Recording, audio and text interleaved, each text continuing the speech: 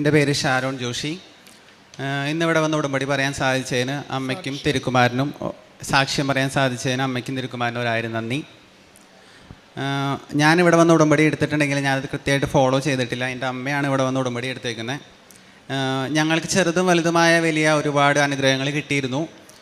അതിലൊരു അനുഗ്രഹമാണ് എൻ്റെ അനിയന് 2024 സെപ്റ്റംബർ 14 ഒരു ആക്സിഡൻറ്റ് സംഭവിച്ചു. ക്രിട്ടിക്കലായിരുന്നു. അടുത്തുള്ള ഒരു ഹോസ്പിറ്റലിൽ പ്രവേശിപ്പിച്ചു. പക്ഷെ അവരവിടെ എടുക്കില്ല എന്ന് പറഞ്ഞു. കാറും ബൈക്കും കൂടി കൂട്ടിയിടിച്ചതാണ്. അപ്പോൾ കൂടെ ഉണ്ടായിരുന്ന പയ്യന് ഹെൽമെറ്റ് ഉണ്ടായതുകൊണ്ട് വലിയ ഇഷ്യൂസൊന്നും ഇല്ലാതെ അവൻ രക്ഷപ്പെട്ടു. പക്ഷേ ഇവന് തലയ്ക്കും ഉൾപ്പെടെ ബാക്കി എല്ലായിടത്തും അത്യാവശ്യം സീരിയസ് ആയിട്ട് പറ്റിയിരുന്നു. അങ്ങനെ രാജഗിരി ഹോസ്പിറ്റലിലേക്ക് ഷിഫ്റ്റ് ചെയ്തു. അപ്പോൾ രാജഗിരി ഹോസ്പിറ്റലിലേക്ക് കൊണ്ടുചെന്ന സമയത്ത് ഇവൻ്റെ അവസ്ഥ എന്താണെന്ന് വെച്ച് കഴിഞ്ഞാൽ ഇവൻ്റെ മുഖത്തെ എല്ലുകളെല്ലാം റൈറ്റ് സൈഡിലെ എല്ലുകളെല്ലാം റീപ്ലേസ് ചെയ്യണമെന്ന് പറഞ്ഞു. കാരണം അതൊക്കെ ഒരു മിക്സ്ചർ പൊടിഞ്ഞു പോകുന്നൊരവസ്ഥയിൽ ആയിരുന്നു. അപ്പോൾ അതൊന്നും റീപ്ലേസ് ചെയ്യേണ്ടി വരും എന്ന് പറഞ്ഞു. പിന്നെ കണ്ണിൻ്റെ അവസ്ഥ എന്ന് പറഞ്ഞു കഴിഞ്ഞാൽ കണ്ണൊരിക്കലും തിരിച്ച് കിട്ടില്ല. വലത് കണ്ണ് നിങ്ങൾക്ക് തിരിച്ച് കിട്ടില്ല. ഞരമ്പുകളൊക്കെ അതൊന്നും റിക്കവർ ചെയ്യാൻ പറ്റാത്ത രീതിയിലായി. കണ്ണൊക്കെ കലങ്ങിയിരിക്കുകയാണ്. അപ്പോൾ കണ്ണിൻ്റെ കാര്യത്തിൽ നിങ്ങളൊരു 1% മാത്രം പ്രതീക്ഷ വെച്ചാൽ മതി. പിന്നെ റിബ്സിന് ഫ്രാക്ചർ സംഭവിച്ചു, ബാക്ക് ബോൺസിനൊക്കെ ഫ്രാക്ചർ സംഭവിച്ചു. അങ്ങനെ വെൻറ്റിലേറ്ററിലായിരുന്നു. അവന് വെൻറ്റിലേറ്ററിലായിരുന്ന സമയത്ത് ഞാൻ അവനെ കാണാൻ പോകുമ്പോഴൊക്കെ എൻ്റെ കയ്യിൽ അമ്മ തന്നായിരുന്ന തൈലവും പിന്നെ കാശ് രൂപവും ഉണ്ടായിരുന്നു. ഞാനത് വെച്ച് അവൻ്റെ തലയിൽ വെച്ച് ഞാൻ പ്രാർത്ഥിച്ചു. അവൻ്റെ കണ്ണിൽ വെച്ച് ഞാൻ പ്രാർത്ഥിച്ചു. കണ്ണിൽ തൈലം പുരട്ടി ഞാൻ പ്രാർത്ഥിച്ചു. ചാപ്പലിൽ ഇരിക്കുമ്പോഴും എൻ്റെ കണ്ണിൽ ഞാൻ ആ തൈലം പുരട്ടി ലോക്കറ്റ് വെച്ച് ഞാൻ പ്രാർത്ഥിച്ചു. അങ്ങനെ തിങ്കളാഴ്ച ഡോക്ടറെ കണ്ടു. ശനിയാഴ്ചയാണ് ഇവന് ആക്സിഡൻറ്റ് പറ്റി ഇവനെ രാജഗിരിയിൽ കയറ്റുന്നത്. അങ്ങനെ തിങ്കളാഴ്ച ഡോക്ടറെ കണ്ടു. ഡോക്ടർ അപ്പോഴും പറഞ്ഞു കണ്ണ് നിങ്ങൾക്ക് കിട്ടില്ല. ബാക്കി എല്ലാ കാര്യങ്ങളും ഇവന് ഓപ്പറേഷനും ട്രീറ്റ്മെൻറ്റും ബാക്കി മെഡിസിൻസും കാര്യങ്ങളും റെസ്റ്റ് കൊണ്ടൊക്കെ ഇവനെ റിക്കവർ ചെയ്തെടുക്കാം. പക്ഷേ കണ്ണിൻ്റെ കാര്യത്തിൽ നിങ്ങൾ പ്രത്യേകിച്ച് പ്രതീക്ഷകളൊന്നും വെക്കേണ്ട. 1% താഴെ പ്രതീക്ഷ വെച്ചാൽ മതി. നമുക്ക് സർജിക്കലായിട്ടൊന്നും ചെയ്യാനില്ല. അപ്പോൾ ഞങ്ങൾ ഒരുപാട് വിഷമിച്ചു. കാരണം BSc നഴ്സിംഗ് പഠിക്കുന്ന ഒരാളാണ്. 4th ഇയറിലെ പരീക്ഷ മാത്രം ബാക്കി ഉണ്ടായിരുന്നുള്ളൂ. ആ ഒരു സമയത്താണ് ഈ ആക്സിഡൻറ്റ് പറ്റുന്നത്. ഞങ്ങളുടെ അപ്പച്ചൻ മരിച്ചിട്ട് ഒരു 3 കൊല്ലമായി. അപ്പോൾ അത്രയും ഫിനാൻഷ്യൽ ഡിഫിക്കൽട്ടിയിലാണ് ഞങ്ങൾ നിൽക്കുന്നത്. ആ ഒരു സമയത്താണ് ഇങ്ങനെ ഒരു ആക്സിഡൻറ്റ്. അപ്പോൾ ലോണൊക്കെ എടുത്ത് പഠിച്ചിട്ട് ഇത്രയും നാൾ പഠിച്ചിട്ട് 4th ഇയർ ആയപ്പോഴാണ് ഇങ്ങനെ ഒരു ആക്സിഡൻറ്റ് പറ്റുന്നത്. അപ്പോൾ ഇനി കണ്ണില്ലാത്ത ഒരാളെ ജോലിക്ക് എടുക്കുക അല്ലെങ്കിൽ വിദേശത്ത് പോകുക എന്നൊക്കെ പറയുന്നത് ഇമ്പോസിബിൾ ആയിട്ടുള്ളൊരു കാര്യമാണ് ഞങ്ങൾക്കറിയാം. അപ്പോൾ ഞങ്ങൾ ഒരുപാട് വിഷമിച്ചു. എന്നാലും ഞങ്ങൾ മാതാവിൽ വിശ്വസിച്ചു. അമ്മ ഇവിടെ വന്ന് ജോസഫ് അച്ഛനെ കണ്ട് ജോസഫ് അച്ഛൻ പ്രാർത്ഥിച്ചു. അവൻ്റെ ഫോട്ടോ മാതാവിൻ്റെ അടുത്ത് വെച്ച് പ്രാർത്ഥിച്ചു. ഇവിടെ ആൾത്താരെ വെച്ച് പ്രാർത്ഥിച്ചു. അങ്ങനെ അവൻ്റെ ഫസ്റ്റത്തെ ഓപ്പറേഷൻ നടന്നു. ഒരു 12 മണിക്കൂർ നീണ്ടു നിന്ന ഓപ്പറേഷനായിരുന്നു. രാവിലെ 11 മണിക്ക് തുടങ്ങി രാത്രി 11 മണി ആയപ്പോഴാണ് ഓപ്പറേഷൻ കഴിഞ്ഞത്. മുഖത്തെ എല്ലുകളും കണ്ണിൻ്റെ മിണ്ടയൊക്കെ പ്ലാസ്റ്റിക് സർജറി ചെയ്തു. അപ്പോൾ ഇവിടുത്തെ ബോൺസൊക്കെ മാറ്റി ടൈറ്റാനിയാണ് വെച്ചേക്കുന്നത് കവിളത്ത്.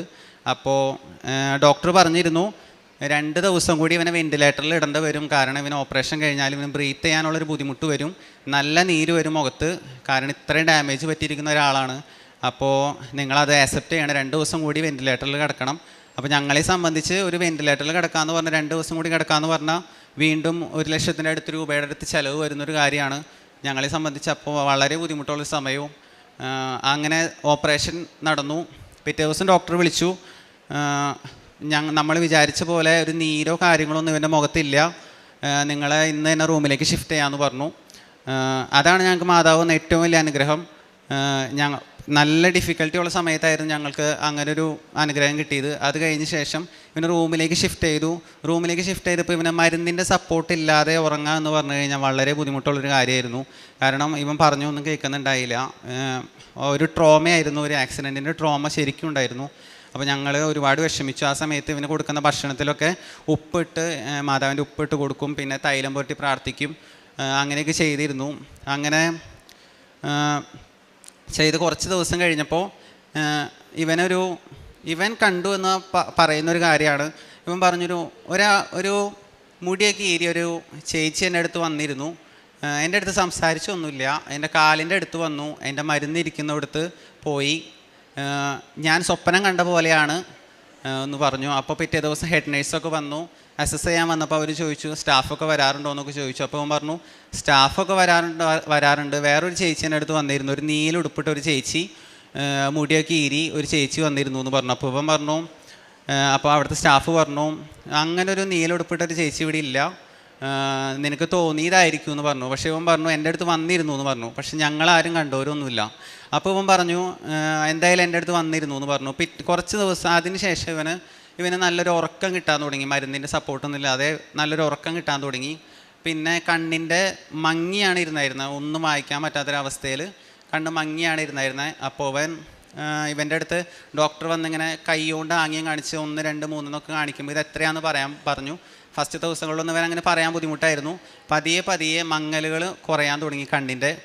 ഒരു ഡിസ്ചാർജിൽ ഒരു 3 ദിവസം മുന്നേ ഡോക്ടർ വന്ന് ഇങ്ങനെ തന്നെ ചെയ്തപ്പോൾ ഇവൻ കൃത്യമായിട്ട് നമ്പേഴ്സ് പറഞ്ഞു. അപ്പോൾ ഡോക്ടർ പറഞ്ഞു നിങ്ങളിതൊരു അത്ഭുതമായിട്ട് കണ്ടാൽ മതി, ഞങ്ങളിത് ഇത്ര ഒന്നും പ്രതീക്ഷിച്ചതല്ല. കണ്ണ് ഓൾമോസ്റ്റ് പോയ ഒരു കണ്ണാണ്, കണ്ണിൻ്റെ ഞരമ്പുകളൊക്കെ പോയി, കണ്ണിൻ്റെ ഒരു കൃഷ്ണമണിയുടെ ഉള്ളിലൊരു കല്ലടിച്ച് കയറിയൊരവസ്ഥയിലാണ് കണ്ണിരിക്കുന്നത്. അപ്പോൾ ഈ ഒരു കണ്ണ് ഇങ്ങനെ കിട്ടിയത് നിങ്ങളുടെ ഭാഗ്യമാണെന്ന് വിചാരിച്ചാൽ മതി. ഇനി നിങ്ങൾ ഹോസ്പിറ്റലിൽ കിടക്കേണ്ട കാര്യമില്ല, നിങ്ങൾ ഡിസ്ചാർജ് ആയിക്കോ, ബാക്കി റെസ്റ്റും മരുന്ന് കൊണ്ടൊക്കെ മാറിക്കോളും എന്ന് പറഞ്ഞ് ഞങ്ങൾ ആ ഹോസ്പിറ്റലിൽ നിന്ന് ഡിസ്ചാർജ് ആവാണ് ചെയ്തത്. അതാണ് ഞങ്ങൾക്ക് ഏറ്റവും വലിയ അനുഗ്രഹം കിട്ടിയത്. കണ്ണിപ്പോൾ ഓൾമോസ്റ്റ് ഒരുപാട് ചെറിയ അക്ഷരം വായിക്കാൻ പറ്റില്ലെങ്കിൽ പോലും അത്യാവശ്യം ചെറിയ അക്ഷരങ്ങളൊക്കെ വായിക്കാൻ പറ്റും. ഒരു 80% കാഴ്ചയൊക്കെ അവന് കിട്ടിയിട്ടുണ്ട് കണ്ണിന്. പിന്നെ ഒരു 2-3 സർജറീസും നടന്നു. ആ സർജറീസ് എല്ലാം വിജയകരമായി പൂർത്തിയായി. പിന്നെ ഫിനാൻഷ്യലി ഞങ്ങൾ നല്ല ബുദ്ധിമുട്ടായിരുന്നു. പക്ഷേ മാതാവിൻ്റെ അനുഗ്രഹം കൊണ്ട് ഞങ്ങൾക്ക് ഒരുപാട് പേര് ഞങ്ങളെ സഹായിച്ചു. ഞങ്ങൾ അറിയുന്നവരും അറിയാത്തവരായിട്ട് ഒരുപാട് പേര് ഇവൻ്റെ ഒരു ട്രീറ്റ്മെൻറ്റിൻ്റെ ഭാഗമായിട്ടുള്ള എല്ലാ ചിലവുകളും അങ്ങനെ നടന്നു പോയി. അങ്ങനെ വലിയ ബുദ്ധിമുട്ടില്ലാതെ ഞങ്ങളെ മാതാവ് അനുഗ്രഹിച്ചു. എനിക്ക് രണ്ടാമതൊരു ജീവൻ തന്ന ദൈവത്തിനും മാതാവിനും കണ്ണൂർ ഓൾമോസ്റ്റ് പോയ കണ്ണായിരുന്നു, അതും തിരിച്ചു തന്ന ദൈവത്തിനും നന്ദി പറയുന്നു. രണ്ടാമത്തെ ഒരു സാക്ഷി എന്ന് പറഞ്ഞു കഴിഞ്ഞാൽ ഞാനൊരു ACC പഠിക്കുന്ന സ്റ്റുഡൻ്റാണ്. പക്ഷേ ഞാൻ പ്രിപ്പയർ ചെയ്യും, പക്ഷേ ഞാൻ പ്രാക്ടീസായിട്ടൊന്നും ഞാൻ ചെയ്യാറില്ല. ഞാൻ പഠിക്കും, പക്ഷേ തിയററ്റിക്കൽ നോളജ് വെച്ചിട്ട് ഒരിക്കലും ACC പാസ്സാവില്ല. ആ പ്രാക്ടീസ് വേണം. അപ്പോൾ ഞാനങ്ങനെ ഒരു പേപ്പർ ഞാനങ്ങനെ പഠിച്ചു, പക്ഷേ അത് ഫെയിലായി. വീണ്ടും ഞാൻ പഠിച്ചു, ഫെയിലായി. അങ്ങനെ ഞാൻ ഒരു കാര്യം ചെയ്തു. ഞാൻ മാതാവിൻ്റെ ബുക്ക്, ഇവിടുത്തെ പ്രാർത്ഥന ബുക്ക് അവിടെ ഇരിക്കുന്നുണ്ടായിരുന്നു. അപ്പോൾ അമ്മ പ്രാർത്ഥിക്കുന്നുണ്ടായിരുന്നു. അപ്പോൾ ഞാൻ ചെയ്തൊരു കാര്യം എന്താണെന്ന് വെച്ച് കഴിഞ്ഞാൽ, ഞാൻ പിന്നീടൊരു തവണ അത് ട്രൈ ചെയ്യാൻ പോയപ്പോൾ ഞാൻ ആ ബുക്കിൽ ഞാൻ ആ പ്രാർത്ഥന എഴുതി. കാലത്ത് ഒരു അധ്യായം ബൈബിൾ വായിച്ച് തേൻ കഴിച്ച് നെറ്റിയിൽ തൈലം പൂശിയിട്ടാണ് ഞാൻ എൻ്റെ ഒരു ദിവസം സ്റ്റാർട്ട് ചെയ്യാറ്. അന്ന് എനിക്ക് ഭയങ്കര ഡിഫറൻസ് തോന്നിയിരുന്നു. ആ പഠിക്കുന്ന സമയങ്ങളിലൊക്കെ നല്ല മാറ്റം ഉണ്ടായിരുന്നു. ഞാൻ പ്രാക്ടീസ് ചെയ്യാനായിരുന്നു എനിക്ക് ബുദ്ധിമുട്ട്. ലാപ്ടോപ്പിൽ പ്രാക്ടീസ് ചെയ്ത് നമ്മൾ ആ സമയം വെച്ച് പഠിച്ചാലാണ് ACC പാസ്സാവുള്ളൂ. അപ്പോൾ അതിലെനിക്ക് ഒരുപാട് മാറ്റം വന്നു. ഞാൻ അങ്ങനെ ഒരു 2 മാസം അതെൻ്റെ ഒരു ജീവിത രീതിയായി പോന്നു. പ്രാർത്ഥിച്ച് മാതാവിൻ്റെ പ്രാർത്ഥന ഞാൻ ബുക്കിൽ എഴുതിയിട്ടാണ് ഞാൻ സ്റ്റാർട്ട് ചെയ്യാറ്. അപ്പോൾ എനിക്ക് ഭയങ്കര ഡിഫറൻസ് വന്നു എൻ്റെ പഠിക്കുന്ന രീതിയിൽ. അതുകൊണ്ട് തന്നെ ഞാൻ ആ സെഷനിലെ എക്സാം ഞാൻ 3ാമത്തെ തവണ എഴുതിയിട്ടാണ് ഞാൻ എക്സാം പാസ്സായത്. എനിക്ക് അത്യാവശ്യം നല്ല മാർക്കോട് കൂടി പാസ്സാവാൻ സാധിച്ചു. ഇതുപോലെ തന്നെയാണ് ACCയുടെ 2ാമത്തെ ഒരു പേപ്പർ ഇതുപോലെ തന്നെ ഞാൻ ചെയ്തു. പക്ഷേ എക്സാം ഞാൻ വിചാരിച്ച പോലെ എനിക്ക് എഴുതാനൊന്നും പറ്റിയില്ല. എനിക്ക് ഒരു മാർക്ക് പോലും ഞാൻ എഴുതിയത് ശരിയാണ് എന്ന് എനിക്ക് ഉറപ്പ് പറയാൻ പറ്റാത്തൊരവസ്ഥ. ഞാനന്ന് കണ്ണ് നിറഞ്ഞിട്ടാണ് ഞാൻ എക്സാം ഹാളിൽ നിന്ന് ഇറങ്ങിയത്. ഞാൻ അമ്മയുടെ അടുത്ത് പറഞ്ഞു ഈ എക്സാം നോക്കണ്ട, ഞാൻ 2ാമത് പഠിക്കുകയാണ്. ഞാൻ ബുക്കൊക്കെ എടുത്തു വെച്ചു. റിസൾട്ടിന് വേണ്ടി വെയിറ്റ് ചെയ്തില്ല, ഞാൻ ജസ്റ്റ് പഠിച്ചു തുടങ്ങി. എനിക്ക് ഒരുപാട് വിഷമമായി. ഞാൻ ഇത്രയും പഠിച്ചിട്ടും ഇത്രയും പ്രാർത്ഥിച്ചിട്ടും എനിക്ക് മര്യാദയ്ക്ക് എഴുതാൻ പറ്റിയില്ലല്ലോ എന്ന് ഞാൻ വിഷമിച്ചു പോയി. എനിക്ക് കംപ്ലീറ്റ് എക്സാം എഴുതാനും പറ്റിയില്ല. പക്ഷേ റിസൾട്ട് വന്നപ്പോൾ ഞാൻ അതിശയപ്പെട്ടു പോയി. ഞാൻ 20 മാർക്കൊക്കെ പ്രതീക്ഷിച്ചിരുന്നത്, എനിക്ക് 53 മാർക്ക് കിട്ടി. ഞാൻ പാസ്സായി. ജസ്റ്റ് പാസ്സാണെങ്കിൽ പോലും ഞാനത് പാസ്സായി. 3ാമത്തെ അനുഭവം എന്ന് പറഞ്ഞു കഴിഞ്ഞാൽ ഇതുപോലെ തന്നെ ACCയുടെ എക്സാമിന് തന്നെ ഞാൻ പോയതാണ്. അപ്പോൾ എൻ്റെ അടുത്ത് ഈ കഴിഞ്ഞ സെപ്റ്റംബറിലാണ് ഞാൻ എക്സാം എഴുതുന്നത്. അപ്പോൾ എൻ്റെ അടുത്ത് അമ്മ പറഞ്ഞു, നീ എക്സാമിന് പോവാണ്, അപ്പോൾ നിൻ്റെ ടവലിൻ്റെ ഉള്ളിൽ നീ ഉപ്പിട്ടോ, എന്നിട്ട് ആ ഉപ്പ് നീ എക്സാം എഴുതുന്ന സിസ്റ്റത്തിൻ്റെ ആ സൈഡിൽ എവിടെയെങ്കിലും ആയിട്ട് നീ അതിട്ട് പ്രാർത്ഥിക്കണമെന്ന് പറഞ്ഞു. അപ്പോൾ ഞാൻ അമ്മയുടെ അടുത്ത് പറഞ്ഞു ഇതൊരിക്കലും നടക്കില്ല. കാരണം ACC എന്ന് പറയുന്നത് അവർ ഫുൾ ബോഡി ചെക്കപ്പൊക്കെ നടത്തി ഫുൾ ടവലൊക്കെ കുടച്ച് കളഞ്ഞിട്ടാണ് അവർ എക്സാമിന് നമ്മളെ കയറ്റുള്ളൂ. അപ്പോൾ ഇങ്ങനെ പോയാൽ ആ ഉപ്പ് എനിക്ക് എക്സാം ഹാളിൻ്റെ ഉള്ളിലേക്ക് എനിക്ക് കയറ്റാൻ പറ്റില്ല. അത് ഒരിക്കലും പോസിബിൾ അല്ല എന്ന് പറഞ്ഞു. എന്നാലും ഞാൻ ആ ഉപ്പ് ടവലിൻ്റെ ഉള്ളിൽ ഞാൻ ഇട്ടു. അങ്ങനെ ഞാൻ എക്സാമിന് പോയത് ബൈക്കിനാണ്. അന്ന് അത്യാവശ്യം നല്ലൊരു മഴ പെയ്തു. ഞാൻ അത്യാവശ്യം നനഞ്ഞു. എക്സാം തുടങ്ങാൻ ഒരു 15 മിനിറ്റും കൂടി ഉണ്ടായുള്ളൂ. അപ്പോൾ ഞാൻ ഓടിച്ചെന്നാണ് കയറിയത്. അപ്പോൾ തല നനഞ്ഞിരിക്കുന്ന ഒരവസ്ഥയിൽ ഞാൻ പിള്ളേരൊക്കെ അവിടെ ഇരുന്ന് പഠിക്കുന്നുണ്ട്. അപ്പോൾ ഞാൻ വേഗം പോയി. ടവലിൽ ഉപ്പുണ്ടെന്നുള്ളൊരു കാര്യം ഞാൻ ആലോചിക്കുന്നില്ല. ഞാൻ പെട്ടെന്ന് തല തോർത്താൻ വേണ്ടി ആ ടവലെടുത്ത് എൻ്റെ തലയിലിട്ടതും എൻ്റെ തലയിൽ മുഖത്തൊക്കെ നിറച്ച് ഉപ്പായി. അങ്ങനെ ഫുൾ ഉപ്പായി. അത്യാവശ്യം ചുറ്റുപാടൊക്കെ ഉപ്പ് വീണു. പക്ഷേ ഞാനത് പതിയെ മാനേജ് ചെയ്ത് ഞാനങ്ങനെ എക്സാമിന് കയറിയപ്പോൾ എനിക്ക് ഫീൽ ചെയ്തൊരു കാര്യം, എനിക്ക് ഇതുവരെ ACC എക്സാമിന് ഇങ്ങനെ കയറിയിട്ട് ലാസ്റ്റത്തെ ലെവലാണ്, P ലെവൽ എക്സാമാണ്. എക്സാമിന് കയറിയിട്ട് എനിക്ക് ഇതുവരെ ഇങ്ങനൊരു അനുഭവം ഉണ്ടായിട്ടില്ല. ഞാൻ പഠിച്ച കാര്യങ്ങൾ പെട്ടെന്ന് എനിക്ക് പോയിൻ്റുകൾ ഓർമ്മ വരുന്നു. പെട്ടെന്ന് എനിക്ക് എഴുതാൻ പറ്റുന്നു. സമയത്തിന് തന്നെ എക്സാം പൂർത്തിയാക്കാൻ പറ്റി. അതാണ് എനിക്ക് കിട്ടിയ വലിയൊരു അനുഭവം. അന്ന് ഞാനത് റിയലൈസ് ചെയ്തില്ല അങ്ങനെ ഒരു കാര്യം ആ ഉപ്പ് എൻ്റെ തലയിൽ വീണത് കൊണ്ടാണ്. അതിന് ശേഷം റിസൾട്ട് വന്ന് എനിക്ക് പാസ്സാവുന്നുള്ളൊരു ഉറപ്പും കാര്യങ്ങളൊന്നും ഉണ്ടായില്ല. അതിന് റിസൾട്ട് വന്നു, ഞാൻ പാസ്സായി. അന്നാണ് ഞാനത് ആലോചിച്ച് കൂട്ടി വായിക്കുമ്പോഴാണ് അത് മാതാവിൻ്റെ ഒരു അനുഗ്രഹമായിരുന്നു, മാതാവിൻ്റെ ഒരു ഇടപെടലായിരുന്നു എന്ന് ഞാൻ വിശ്വസിക്കുന്നത്. എൻ്റെ അമ്മയ്ക്ക് കയ്യിൽ അലർജി ഉണ്ടായിരുന്നു.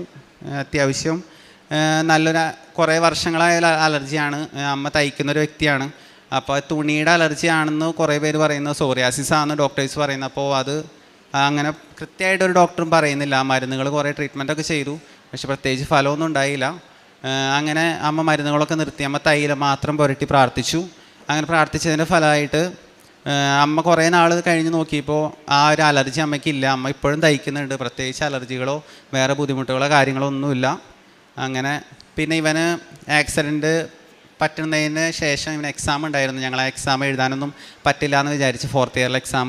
പക്ഷേ ഇവന് കാഴ്ച കിട്ടില്ല എന്ന് പറഞ്ഞ കണ്ണുകൊണ്ട് തന്നെ ഇവന് പഠിക്കാനും പറ്റി. ഇവ പഠിച്ച് പരീക്ഷ എഴുതുകയും ചെയ്തു. ആ പരീക്ഷ പാസ്സാവുകയും ചെയ്തു. അങ്ങനെ ഇവൻ ഇപ്പം നഴ്സിംഗ് കഴിഞ്ഞു. അങ്ങനെ ഏറ്റവും വലിയ അനുഗ്രഹങ്ങൾ തന്ന ഈശോയ്ക്ക് മാതാവിന് 1000 നന്ദി. പിന്നെ ഞങ്ങൾ ആത്മീയമായിട്ടെന്ന് പറഞ്ഞു കഴിഞ്ഞാൽ എല്ലാ ദിവസവും കുർബാനയ്ക്ക് പോകാൻ പറ്റുന്നുണ്ട്. നമുക്ക് എന്ത് ബുദ്ധിമുട്ട് വന്നാലും കുർബാന മുടക്കില്ല. പിന്നെ കാരുണ്യ പ്രവൃത്തി എന്ന് പറഞ്ഞു കഴിഞ്ഞാൽ ഞങ്ങളുടെ അനാഥാലയങ്ങളിൽ ഉടമ്പടി എടുത്താണ് എല്ലാവരും കൂടി അനാഥാലയങ്ങളിൽ ഭക്ഷണമൊക്കെ കൊടുക്കും.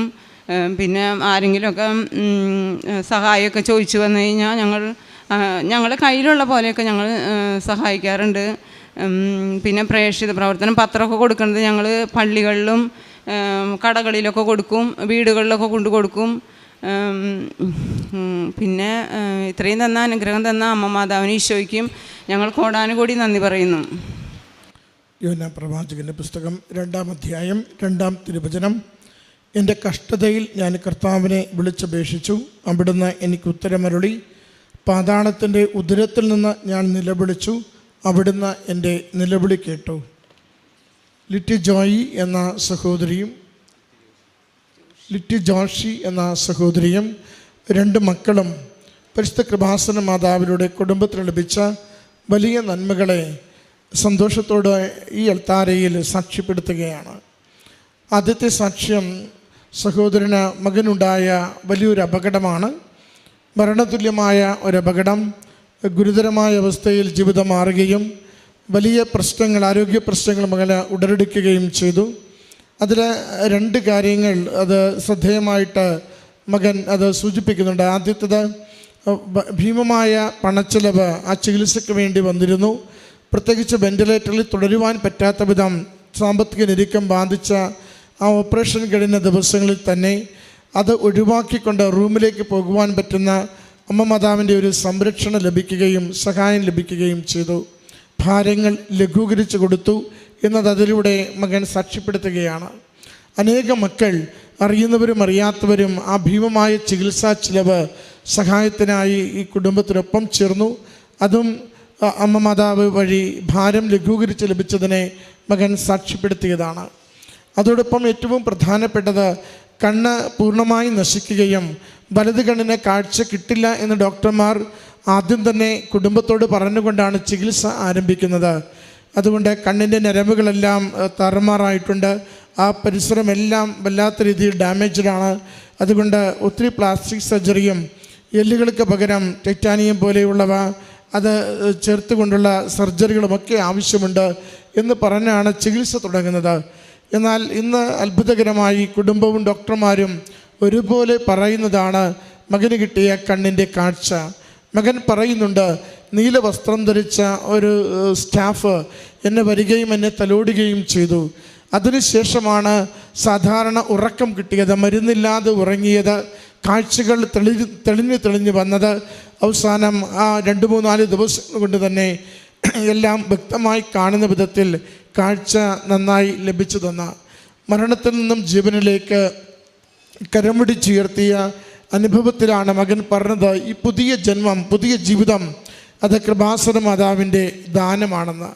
രണ്ടാമത്തത് മുത്തമകൻ പങ്കുവയ്ക്കുന്ന അവൻ്റെ പരീക്ഷയാണ്. SCCA എന്ന് പറയുന്ന കോഴ്സ്, അതിൻ്റെ പരീക്ഷകൾക്ക് വേണ്ടിയുള്ള പഠനം. പലപ്പോഴും തിയറി മാത്രം പഠിച്ച് പ്രാക്ടിക്കൽ എക്സ്പീരിയൻസ് ഇല്ലാതെ പോകുന്നത് കൊണ്ട് പരാജയങ്ങൾ നേരിടേണ്ടി വരുന്നു. എങ്കിലും മാതാവിൽ ആശ്രയിച്ച് ഉടമ്പടി കാശ്രൂപവും ചേർത്ത് പിടിച്ച് ഓരോ പരീക്ഷയ്ക്ക് പോകുമ്പോഴും ആദ്യത്തെയും രണ്ടാമത്തെയും ആ പരീക്ഷകൾ സെറ്റുകൾ എഴുതി ജയിക്കുവാൻ മകന് സാധിക്കുന്നു. മൂന്നാമത്തതിലേക്ക് എത്തുമ്പോൾ വളരെ ക്ലേശപൂർണ്ണമാണ് സാഹചര്യങ്ങൾ. ഒട്ടും തന്നെ പരീക്ഷയ്ക്ക് പോകുവാൻ പറ്റിയ വിധത്തിൽ ഒരുങ്ങിയിട്ടില്ല. എന്ത് ചെയ്യുമെന്നറിയാതെ ക്ലേശിക്കുന്നു. അപ്പോഴാണ് ഉപ്പ് അല്പം കൊണ്ടുപോകണമെന്ന് അമ്മ മകനോട് പറയുന്നത്. പക്ഷെ ഒന്നും ആ പരീക്ഷയ്ക്ക് കൊണ്ടുപോകുവാൻ പറ്റാത്ത സാഹചര്യം. മകൻ പറയുന്നുണ്ട്, ഞാൻ കുളിച്ചു കഴിഞ്ഞ് തിരികെ വന്ന് തോർത്തെന്ന് കരുതി തുവാലയെടുത്ത് കുടയുമ്പോൾ എൻ്റെ തല മുതൽ ശരീരം മുഴുവനും ഉപ്പാണ് വീണത്. അതിലുപ്പുള്ള കാര്യം അറിയില്ലായിരുന്നു. അങ്ങനെ ശരീരത്തെ മുഴുവനും ഉപ്പുമായിട്ടാണ് ആ പരീക്ഷാമുറിയിലേക്ക് മകൻ കയറി ചെല്ലുന്നത്. അവിടെ ചെന്ന് പരീക്ഷയ്ക്കിരിക്കുമ്പോൾ അത് അവിചാരിതമായി സംഭവിച്ചതല്ല.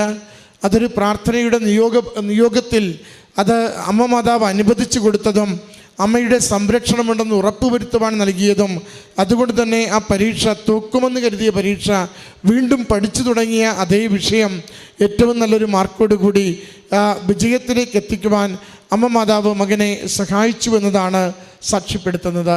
അതോടൊപ്പം തന്നെ അമ്മയുടെ സോറിയാസിസ് അല്ലെങ്കിൽ അലർജിയുടെ അസുഖത്തെക്കുറിച്ച് സൂചിപ്പിച്ചു. ഡോക്ടർമാർക്ക് പ്രത്യേകിച്ചൊന്നും കൊടുക്കുവാനില്ലാതിരുന്നപ്പോൾ ഉടമ്പടി തൈലം മാത്രം ശരീരത്തിൽ പൂശുകയും കുരിശടയാളം വരച്ച വിശ്വാസ പ്രമാണം ചൊല്ലി പ്രാർത്ഥിക്കുകയും ചെയ്തതിലൂടെ ആ അസുഖം പൂർണ്ണമായി സൗഖ്യപ്പെടുന്നതിനെ സാക്ഷ്യപ്പെടുത്തി.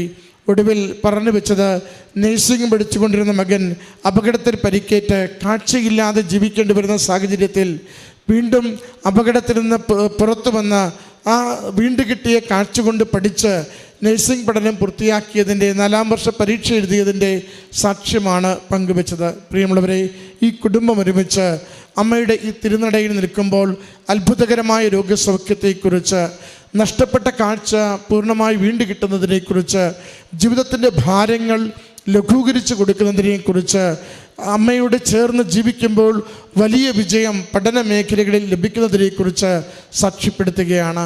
ഉടമ്പടി നമ്മളെ ഏത് ജീവിത വിഷയത്തിലും കൈപിടിച്ച് മുന്നോട്ട് കൊണ്ടുപോകും. ഉടമ്പടി നമ്മളെ ഏത് കണ്ണീരിപ്പുള്ള പ്രാർത്ഥനയെയും ദൈവസന്നിധിയിലേക്ക് അനുഗ്രഹത്തിന് വേണ്ടി എത്തിച്ചു കൊടുക്കും. ഉടമ്പടി നമ്മളെ എല്ലാം അവസാനിക്കുന്നുവെന്ന് നാം സ്വയം തീരുമാനിക്കുന്ന ചില നിമിഷങ്ങളിൽ പോലും പുതിയ ജീവിതം, പുതിയ പ്രകാശം, പുതിയ കരുത്ത് നൽകി നമ്മുടെ ജീവിതത്തെ മുന്നോട്ട് കൊണ്ടുപോകും.